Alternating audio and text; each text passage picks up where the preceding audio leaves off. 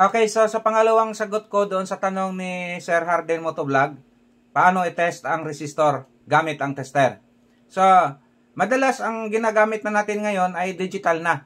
So, gagamitin natin yung digital sa pag-check para madali, babasa mo kaagad. Hindi mo na kailangang mag-compute pa, mag-analyze pa. Ngayon, dalawang trouble na pwedeng ma-encounter natin sa resistor.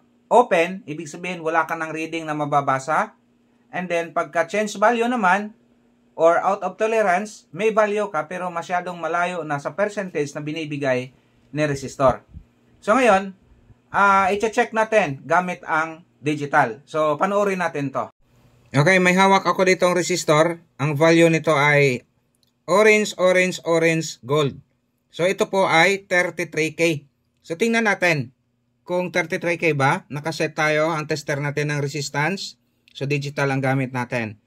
Ang tamang pag-check ng resistor, dapat isang kamay lang ang nakahawak sa terminal. Tapos doon idikit ang terminal ng ating o test probe ng ating tester. Tapos ang ihawak naman sa kabila, yung isang test probe na lang. So, ang nabasa natin ay 33K. Ngayon, magbabago yan pagka dalawang kamay ang hinawak mo. Ayun o, bumagsak ng 30K. So, 3K ang nabawas.